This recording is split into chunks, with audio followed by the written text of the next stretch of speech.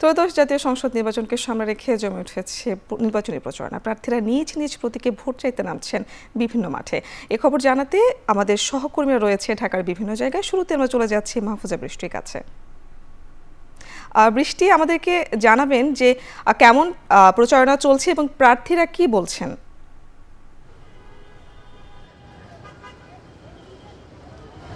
পুতুল, আসলে সকাল থেকেই আমি 4টি আসন ঢাকা 9, 11, 17 এবং 18 এই 4টি আসনে ঘুরে নির্বাচনী প্রচারণা যে খবর সংগ্রহ করার চেষ্টা করেছি, সে সব জায়গায় কিন্তু প্রার্থীদের একটাই কথা, এবারের নির্বাচন যেন সুষ্ঠু হয়, সেটার জন্য ভোটাধিকার যেন নিশ্চিত হয়। ভোটে যেই জিতুক, বিএনপি, জামাত অথবা অন্য কোনো 11 দলীয় জোট অথবা যে কেউ আসতে পারে, কিন্তু সঠিক মানুষটা যেন আসে এবং জনগণের পছন্দের ব্যক্তিটাই যেন আসে।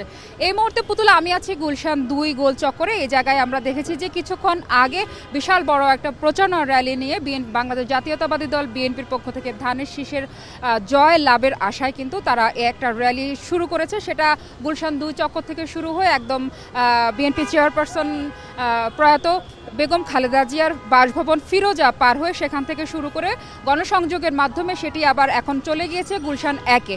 গুলশান 1 হয়ে আবার গুলশান 2-এ এসে সেটা কিন্তু এখানে থামবে, হয়তো বা সাংবাদিকদের সাথে কিছু কথা বলবে, তখন আমরা আরও জানতে পারবো যে আরও বিস্তারিত কি তাদের চাওয়া পাওয়া আছে। তবে এখন পর্যন্ত যতটুকু আমরা জানতে পেরেছি, সকল নতুন যে ভোটাররা আছে তাদেরকেই কিন্তু লক্ষ্য করে প্রার্থীরা এগোচ্ছে। কারণ এবারের নতুন প্রজন্ম যারা আছে তাদের কারণেই কিন্তু দ্বিতীয়বারের এই স্বাধীন বাংলাদেশ কিন্তু ভোগ করার সুযোগ পাচ্ছে প্রত্যেকটি দল, এবং যারা এতদিন ধরে ক্ষতিগ্রস্ত ছিল গত 16 বছর ধরে, তারা সেই জায়গা থেকে কিন্তু নতুনকে আনার এবং দলে আনা এবং তাদেরকে পর্যবেক্ষণ করা এবং তাদের ভোট সংগ্রহ করাটাই হচ্ছে প্রার্থীদের মূল লক্ষ্য। পুতুল, এই ছিল আমার কাছে।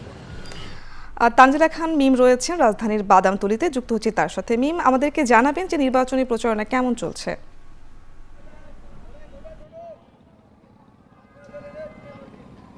পুতুল, সহকর্মী বৃষ্টি যেমন বলছিলেন যে আসলে নির্বাচনের প্রচারণা কিন্তু জমজমাট চলছে, তবে আমরা যেই জায়গায় যাচ্ছি সেই জায়গায় প্রার্থী এবং ভোটাররা একটাই কথা বলছেন, নির্বাচন যেন সুষ্ঠু হয়।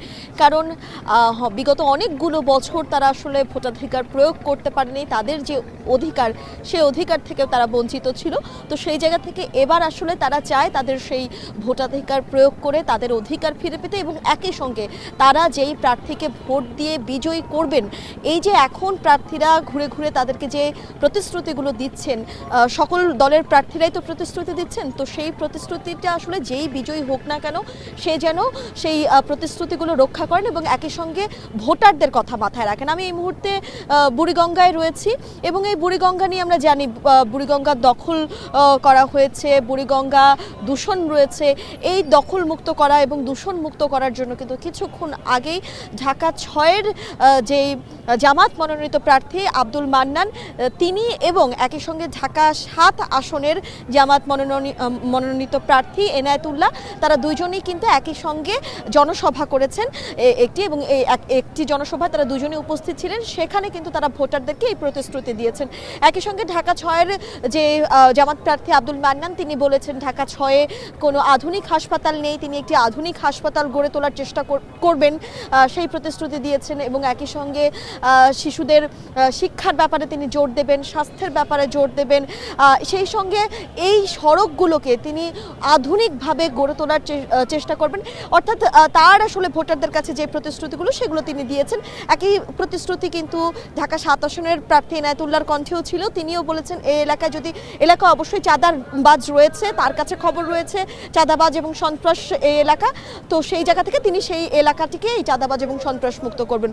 পুতুল, এই ছিল এখন পর্যন্ত আমার কাছে সবশেষ। নির্বাচনী প্রচারণার খবর জানাতে গুলশান থেকে যুক্ত ছিলেন মাহফুজা বৃষ্টি এবং বাদামতলী থেকে যুক্ত ছিলেন তানজিলা খান মিম।